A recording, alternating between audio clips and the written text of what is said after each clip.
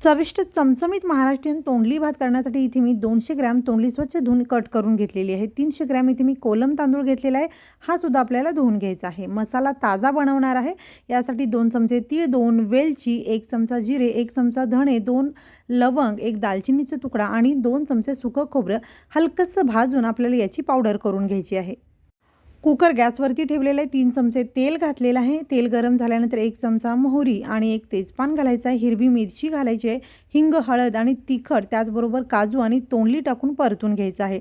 धुतलेला तांदूळ टाकून आणि बनवलेला मसाला टाकून छान मिक्स करायचा आहे। तांदळाच्या दुप्पट पाणी टाकायचं आहे, चवीनुसार मीठ आणि हलकीशी साखर टाकून कुकरचं झाकण बंद करायचं आहे। मोठ्या गॅसवरती 3 शिट्ट्या काढून आपला हा भात तयार होईल।